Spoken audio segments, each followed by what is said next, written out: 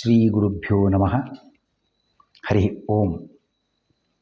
ಭಾಗವತ ಸುಸಂಮೋದ ಪರೀಕ್ಷಾರ್ಥಿಗಳಿಗೆ ಹಾಗೂ ಶ್ರೋತೃಗಳಿಗೆ ಸುಸ್ವಾಗತ. ಹಿಂದೆ ನಾವು 21ನೆಯ ಎಪಿಸೋಡ್ನಲ್ಲಿ 208 ಪ್ರಶ್ನೆಗಳವರೆಗೆ ಚಿಂತನೆಯನ್ನು ನಡೆಸಿದ್ವಿ. ಇದೀಗ 22ನೇ ಎಪಿಸೋಡ್ನಲ್ಲಿ 209ನೇ ಪ್ರಶ್ನೆಯಿಂದ ಚಿಂತನೆಯನ್ನು ಮುಂದುವರಿಸೋಣ. ಉದ್ಧವ ಕೇಳಿದ ಪ್ರಶ್ನೆಗೆ ಏನು ಕೃಷ್ಣ ಉತ್ತರ ಕೊಟ್ಟ? ಕೃಷ್ಣ ವಿಷಯಾಸಕ್ತಿ ಬಿಟ್ಟು ಹರಿಭಕ್ತಿ ಸಾಧನೆಯನ್ನು ಮಾಡಿದಾಗ ಮೋಕ್ಷ ಪ್ರಾಪ್ತಿ ಅಂತ ಒಂದು ಮಾರ್ಗ ತಿಳಿಸಿಕೊಟ್ಟ. ಸ್ವರ್ಗ ಕಾಮೋಜೇತ ಅದೊಂದು ಮಾರ್ಗವೂ ಇದೆ, ಯಾಗಾದಿಗಳನ್ನು ಮಾಡಿಕೊಂಡು ಸ್ವರ್ಗ ಪಡ್ಕೋಬೋದು ಅಂತ. ಇನ್ನು ಒಂದಿಷ್ಟು ಬೇರೆ ಬೇರೆ ಮತಗಳು ಒಂದಷ್ಟು ಬಂದಿವೆ. ಹಂಗೊಂದು ಹೇಳ್ತಾರೆ, ಹಿಂಗೊಂದು ಹೇಳ್ತಾರೆ. ಒಂದಷ್ಟು ಗೊಂದಲ ಉಂಟಾಗಿಬಿಟ್ಟಿದೆಯಪ್ಪ. ಏನು ಕಾರಣ ಇದಕ್ಕೆಲ್ಲ? ಕೃಷ್ಣ ಉತ್ತರ ಕೊಟ್ಟಿದ್ದಾನೆ. ಅತ್ಯಂತ ಆದಿಯಲ್ಲಿ ಹರಿಯಿಂದ ಬ್ರಹ್ಮನಿಗೆ ವೇದೋಪದೇಶವಾಗಿದೆ. ಬ್ರಹ್ಮನಿಂದ ಅವನ ಹಿರಿಯ ಪುತ್ರ ಸ್ವಯಂಭುವ ಮನು, ಅವನಿಂದ ಅವನ ಮಕ್ಕಳು ಮತ್ತು ಅವನ ಪರಂಪರೆ, ಹೀಗೆಲ್ಲ ದೇವ ದಾನವ ಎಲ್ಲರಿಗೂ ಈ ಉಪದೇಶ ನಡೆದು ಬಂತು. ಏನಾಯಿತು ಸಮಸ್ಯೆಯಲ್ಲಿ?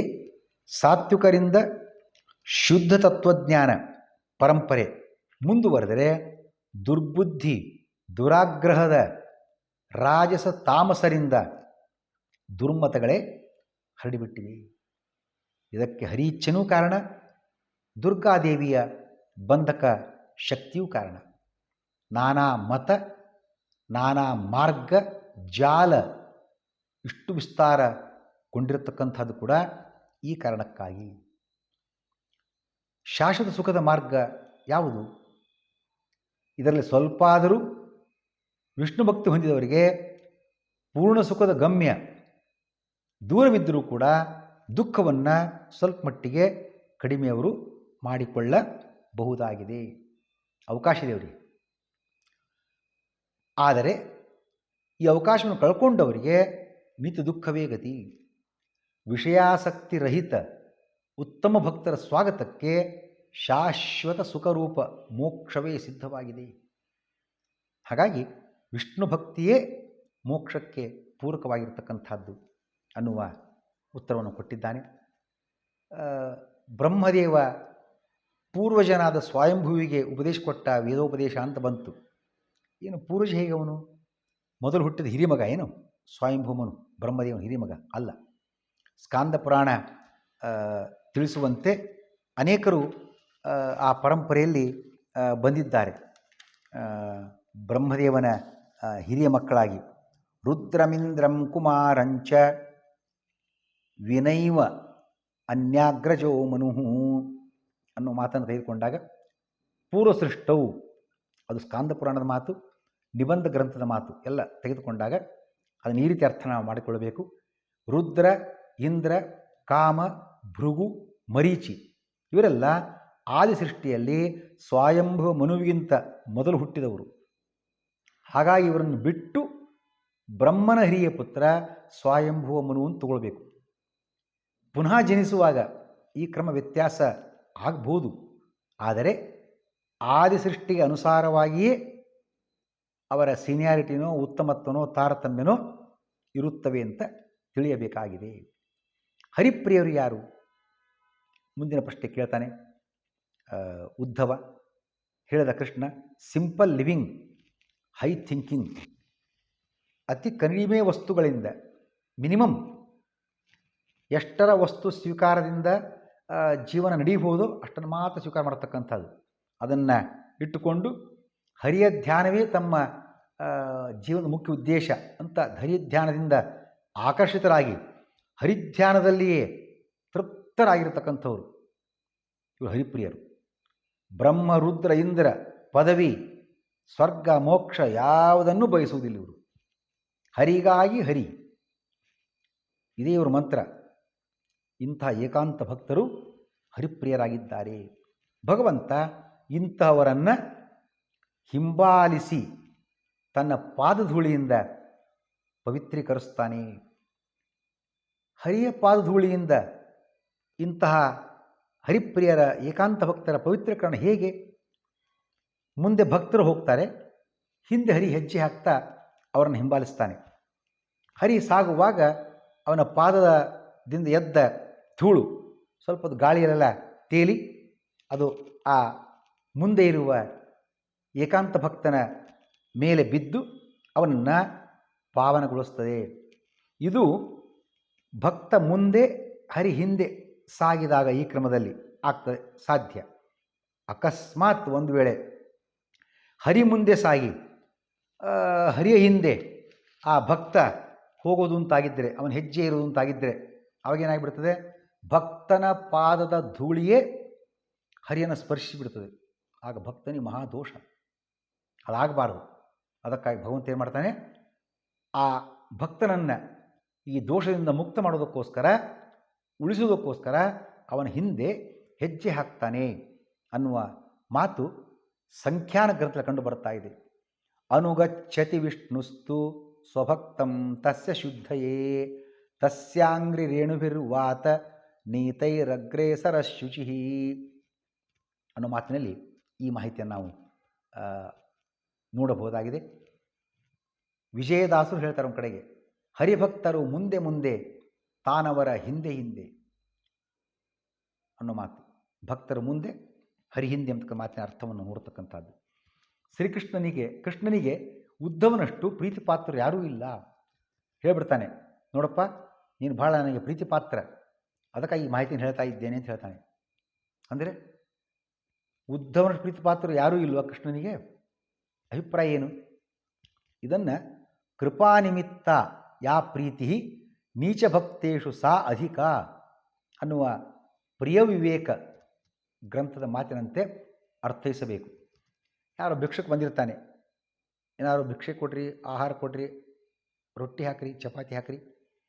ಆ ಮನೆ ಯಜಮಾನಿ ಮಾಡ್ತಾನೆ, ಆವಾಗ ತನ್ನನ್ನು ಹೆಂಡತಿ ಮಕ್ಕಳನ್ನು ಸುಮ್ಮನಿರು ನಿಮಿಷ ಅಂತೆಲ್ಲ ಹೇಳಿ ಯಾವುದೋ ಒಂದು ರೊಟ್ಟಿನೋ ಚಪಾತಿಯನ್ನು ತೊಗೊಂಡು ಬಂದು ಆ ಭಿಕ್ಷಕ್ಕೆ ಕೊಡ್ತಾನೆ.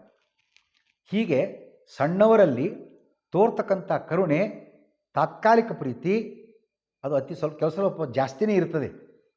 ಆದರೆ ಇದು ಒಮ್ಮೆ ಮಾತ್ರ. ತನ್ನ ಹೆಂಡತಿ ಮಕ್ಕಳು ಯೋಗಕ್ಷೇಮ ಪ್ರೀತಿ ಕಮ್ಮಿ ಆಯ್ತು ಅನ್ನೋ ಅರ್ಥ ಅಲ್ಲ, ಅದು ನಿರಂತರ ಇದ್ದೇ ಇರ್ತದೆ. ಈ ಭಿಕ್ಷೆ ಕೊಡ್ತಕ್ಕಂಥ ಪ್ರೀತಿ ಒಮ್ಮೆ ಮಾತ್ರ, ತಾತ್ಕಾಲಿಕ. ಅದು ತನ್ನ ಹೆಂಡತಿ ಮಕ್ಕಳ ಯೋಗಕ್ಷೇಮ ನಿರಂತರ ಇದ್ದೇ ಇರ್ತದೆ. ಹಾಗೆ ಭಗವಂತನಿಗೂ ಕೂಡ ರಮಾ ಬ್ರಹ್ಮಾದಿಗಳಲ್ಲಿ ಅತ್ಯಧಿಕವಾಗಿರ್ತಕ್ಕಂಥ ಪ್ರೀತಿ ಅದು ಶಾಶ್ವತ ಪ್ರೀತಿ. ಉದ್ಧವನಂಥವರಿಗೆ ಒನ್ಸ್ ಇನ್ ಎ ಲೈಫ್, ಒಮ್ಮೆ ಮಾತ್ರ, ಯಾವಾಗೋ ಒಂದು ಸಲ ಸಿಗತಕ್ಕಂಥದ್ದು. ಆ ಅಭಿಪ್ರಾಯವನ್ನು ತಿಳಿಯಬೇಕು. ಕೃಷ್ಣನಿಗೆ ಎಲ್ಲ ಯಾದವರಿಗಿಂತ ಉದ್ಧವ ಹೆಚ್ಚು ಪ್ರಿಯ. ಎಲ್ಲ ಯಾದವರ ಪೈಕಿ ಉದ್ಧವ ಹೆಚ್ಚು ಪ್ರಿಯ. ಅವನಿಗಿಂತ ಪ್ರದ್ಯುಮ್ನನಿಗಿಂತ ಬಲರಾಮ ಹೆಚ್ಚು ಪ್ರಿಯ. ಬಲರಾಮನಿಗಿಂತ ಬ್ರಹ್ಮದೇವ. ಅವನಿಗಿಂತ ಹೆಚ್ಚು ಪ್ರೀತಿ ಪಾತ್ರಳು ಲಕ್ಷ್ಮೀದೇವಿ ಭಗವಂತನಿಗೆ. ಅವಳನ್ನು ಬಿಟ್ಟರೆ ಹರಿಗೆ ತನಗೆ ತಾನೇ ಹೆಚ್ಚು ಪ್ರಿಯ. ಇದು ಯಾದವೇಭ್ಯಸ್ತು ಸರ್ವೇಭ್ಯ ಉದ್ಧವ ಭಗವತ್ಪ್ರಿಯ ಎಂದು ಮುಂತಾದ ಯಾದವಾಧ್ಯಾತ್ಮದಲ್ಲಿ ನಮಗೆ ಕಂಡು ಬರ್ತಾ ಇದೆ. ಭಕ್ತೋತ್ಮನಿಗೆ ಹರಿಯ ಅನುಗ್ರಹ ಹೇಗಾಗ್ತದೆ? ವಿಷಯಾಸಕ್ತಿರಹಿತ ಭಕ್ತನು ಹರಿಯ ಧ್ಯಾನಗಳಿಂದ ಪ್ರಾರಬ್ಧಾನುಭವದಲ್ಲಿಯೂ ಸಹಿತ ಯಾವ ಕಷ್ಟ ಗುರಿಯಾಗುವುದಿಲ್ಲ. ವಿಷಯಾಸಕ್ತಿ ಬಿಟ್ಟು ಹರಿಯ ಜ್ಞಾನ ಸಂಪಾದನೆ ಕೈಗೊಂಡ ಅಂದರೆ ಭಗವಂತನೇ ಎಲ್ಲವೂ ನೋಡ್ಕೋತಾನೆ. ಅವನಿಗೆ ಬಂದಿರತಕ್ಕಂಥ ಹರಿಯ ಅಪರೋಕ್ಷ ಜ್ಞಾನ ಅಗ್ನಿ ಸರ್ವಕರ್ಮಾಣಿ ಭಸ್ಮಸಾತ್ ಕುರುತೆ ತಥಾ. ಹೀಗೆ ಚೆನ್ನಾಗಿ ಉರಿತಕ್ಕಂಥ ಬೆಂಕಿ ಎಷ್ಟೇ ಕಟ್ಟಿಗೆ ಹಾಕ್ರಿ ಎಲ್ಲ ಸುಟ್ಟು ಬೂದಿ ಮಾಡಿಬಿಡ್ತದೆ. ಹಾಗೆ ಭಕ್ತನ ಜ್ಞಾನಾಗ್ನಿಯು ಅವನ ಎಲ್ಲ ಪಾಪ ಕರ್ಮಗಳನ್ನು ಸುಟ್ಟು ಹಾಕುತ್ತವೆ. ಮಾತ್ರವಲ್ಲ, ಅವನ ಲೌಕಿಕ ಆಸೆಗಳೆಲ್ಲವನ್ನೂ ಕೂಡ ನಿರ್ಮೂಲಗೊಳಿಸಿ ಭಕ್ತನನ್ನು ಪಾವನಗೊಳಿಸುತ್ತವೆ. ಇಂಥ ಭಕ್ತನ ಬಾಹ್ಯ ಲಕ್ಷಣ ಏನು? ಹರಿಸ್ಮರಣೆಯಿಂದ ಒಮ್ಮೊಮ್ಮೆ ಕಂಠ ಬಿಗಿದು ಬರ್ತದೆ, ಭಕ್ತಿಯಿಂದ ಮನಸ್ಸು ಕರಗ್ತದೆ. ಒಮ್ಮೆ ಜೋರಾಗಿ ಅಳ್ತಾನೆ, ಒಮ್ಮೆ ಜೋರಾಗಿ ನಗ್ತಾನೆ, ನಿಸ್ಸಂಕೋಚವಾಗಿ ಜೋರು ಧ್ವನಿಯಿಂದ ಸ್ತೋತ್ರ ಮಾಡ್ತಾನೆ. ಇವೇ ಮುಂತಾದವು ಭಕ್ತನ ಬಾಹ್ಯ ಲಕ್ಷಣಗಳು. ಭಕ್ತನ ಆಂತರಿಕ ಲಕ್ಷಣ ಯಾವುದು? ಅಂತರಂಗ ಲಕ್ಷಣ ಯಾವುದು? ಹರಿಯ ಕಡೆಗೆ ನಿರಂತರವಾಗಿ ಮನಸ್ಸು ಹರಿತಿರ್ತದೆ. ಹಾಗೆ ಮುಖ ಪ್ರಸನ್ನವಾಗಿರ್ತದೆ, ಯಾವ ಚಿಂತೆ ಇರುವುದಿಲ್ಲ. ಭಗವಂತ ಅನುಗ್ರಹವನ್ನು ಬಯಸಿ ಅದನ್ನು ಪಡೆದು ಆನಂದ ತುಂದಿಲ್ಲಾಗಿರ್ತಾನೆ.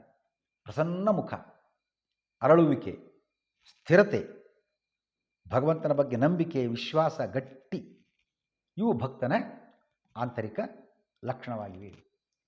ಈ ಭಕ್ತನನ್ನು ನಿರ್ಧಾರ ಮಾಡತಕ್ಕಂಥ ಕ್ರಮ ಹೇಗೆ? ಚಿತ್ತದ್ರವ ತಥಾ ಸ್ಥೈರ್ಯಂ ಪ್ರಸಾದೋ ಭಕ್ತಿಲಕ್ಷಣಂ ಆಧಿಕ್ಯೇನದು ತತ್ರಾಪಿ ಸ್ಥೈರ್ಯಮೇವ ವಿಶೇಷತಃ ಅನ್ನುವ ಭಕ್ತಿ ವಿವೇಕದ ಮಾತು ನಮ್ಮ ಮಾರ್ಗದರ್ಶನಕ್ಕೆ ಇದೆ. ಅದರಂತೆ ಬಾಹ್ಯ ಲಕ್ಷಣ ಕೇವಲ ಅವುಗಳನ್ನು ಇಟ್ಟುಕೊಂಡು ಭಕ್ತ ಅಂಥೇಳಿ ನಿರ್ಧಾರ ಮಾಡತಕ್ಕದ್ದಲ್ಲ. ಯಾಕೆ? ಈ ಬಾಹ್ಯ ಲಕ್ಷಣ ಒಮ್ಮೆ ಜೋರಾಗಿ ಅಳೋದು, ಜೋರಾಗಿ ನಗೋದು, ನಿಸ್ಸಂಕೋಚ ಜೋರಾಗಿ ಮಾತು ಹೇಳೋದು, ಸ್ತೋತ್ರ ಹೇಳೋದು, ಇವೆಲ್ಲ ಸ್ವಲ್ಪ ಡಾಂಬಿಕರಲ್ಲಿ ಇರ್ಬೋದು ಏನೋ ಒಮ್ಮೆ. ಹಾಗಾಗಿ ಬಾಹ್ಯ ಲಕ್ಷಣ ಭಕ್ತನ ನಿರ್ಧಾರಕ ಅಂಶ ಆಗೋದಿಲ್ಲ. ಭಕ್ತನನ್ನು ಪಕ್ಕ ತಿಳಿಬೇಕು ಅಂತಾಗಿದ್ದರೆ ಆಂತರಿಕ ಲಕ್ಷಣಗಳ ತಳಹದಿಯಲ್ಲಿರ್ತಕ್ಕಂಥ ಬಾಹ್ಯ ಲಕ್ಷಣ ಏನು ಆಂತರಿಕ ಲಕ್ಷಣಗಳು ಆಗ ಹೇಳಿದ್ದಾಯಿತು. ಪ್ರಸನ್ನ ಮುಖ, ನಿರಂತರ ಭಗವಂತನ ಚಿಂತನೆ ಮತ್ತು ದೃಢ ನಂಬಿಕೆ ಭಗವಂತನ ಬಗ್ಗೆ, ಇದು ಆಂತರಿಕ ಲಕ್ಷಣ. ಈ ಬ್ಯಾಕ್ಗ್ರೌಂಡಲ್ಲಿ ಇದ್ದರೆ ಆ ಬಾಹ್ಯ ಲಕ್ಷಣಗಳು ಕೂಡ ಅದರ ಮೂಲಕ ಶ್ರೇಷ್ಠ ಭಕ್ತನನ್ನು ತಿಳಿಯಬಹುದಾಗಿದೆ. ಆದರೂ ಸಹಿತ ಅತಿಯಾದ ಕಣ್ಣೀರು ಸುರಿಸೋದು, ನಗೋದು, ಅಳೋದು ಮಾಡತಕ್ಕದ್ದಲ್ಲ. ಯಾಕೆ? ಭಕ್ತನಾಗಿರ್ತಕ್ಕಂಥವನು ಅವುಗಳ ನಿಯಂತ್ರಣ ಮಾಡ್ಕೊಳ್ಬೇಕು. ಇದು ಛಲಭಕ್ತಿಯಿಂದ ಗೊತ್ತಾಗಿಬಿಟ್ರೆ ಜನರಿಗೆ ಸುಮ್ಮನೆ ನಾಟಕ ಮಾಡ್ತಾನೆ, ತಾತ್ಪೂರ್ತಿಕಷ್ಟೇ ಇದು ಒಂದು ಗೊತ್ತಾಗಿಬಿಟ್ರೆ ಮತ್ತೆ ಜನರ ಹತ್ರ ಉಪದೇಶ ಕೇಳಲಿಕ್ಕೂ ಬರೋದಿಲ್ಲ. ಅಥವಾ ಇವನು ಸೋತ್ತಮರ ಹತ್ರ ಉಪದೇಶ ಹೇಳ್ರಿ ಕೇಳಿದ್ರೆ ಅವ್ರು ಹೇಳೋದೂ ಇಲ್ಲ. ಗೊತ್ತು ಇವನು ಡಾಂಬಿಕ ಭಕ್ತ, ಛಲಭಕ್ತಿ ಇದು ಅಂತ. ಹಾಗಾಗಿ ಅತಿಯಾಗಿರ್ತಕ್ಕಂಥ ಸಜ್ಜನ ಸಂದೇಹ ಹುಟ್ಟಿಸದಂತೆ ಆ ಕಣ್ಣೀರು ಮುಂತಾದವನ್ನು ತೋರಿಸ್ತಕ್ಕದ್ದಲ್ಲ, ಕಂಟ್ರೋಲ್ ಮಾಡಿಕೊಳ್ಳಬೇಕು. ನಿಜವಾದ ಭಕ್ತಿ ನಿರ್ಧಾರ ಆಗೋದು ಯಾವಾಗ ಹೇಳ್ತಾನೆ ಕೃಷ್ಣ. ತ್ರಿವಿಧ ತಾಪತ್ರಯ, ಆಧ್ಯಾತ್ಮಿಕ, ಆದಿಭೌತಿಕ, ಆದಿದೈವಿಕ ಎಲ್ಲ ವಿವರಣೆ ಆಗಲಿ ಬಂದದ್ದಾಗಿದೆ. ಇಷ್ಟೆಲ್ಲ ಒದ್ದಾಟ, ಕಷ್ಟ, ದುಃಖ ಇದ್ದರೂ ರಾಜಾಜ್ಞೆಯೂ ಇದೆ. ಒಂದು ವೇಳೆ ಆ ರೀತಿಯನ್ನು ಮಾಡಿದ್ದಾರೆ ಅನ್ನೋ ಕತ್ತರಿಸಾಕ್ತ ತಲೆಯನ್ನಂತ. ಇಷ್ಟಿದ್ರೂ ಹರಿಭಕ್ತಿಯನ್ನು ಯಾರು ವ್ಯತ್ಯಾಸ ಮಾಡಿಕೊಳ್ಳುವುದಿಲ್ಲ. ಬೇಕಾದಾಗಲಿ ತಲೆ ಹೋದ್ರೆ ಹೋಗಲಿ ಅಂತ ದೃಢ ನಿರ್ಧಾರ ಇರುತ್ತದೆ. ಹರಿ ಸರ್ವೋತ್ತಮ. ಆ ನಿರ್ಧಾರ ಇರತಕ್ಕ ವ್ಯಕ್ತಿಯೇ ಪರಮ ಹರಿಭಕ್ತ ಎನಿಸುತ್ತಾನೆ. ಇದು ಹರಿಭಕ್ತನ ಮುಖ್ಯ ಲಕ್ಷಣವಾಗಿದೆ. ಶ್ರೀಕೃಷ್ಣ.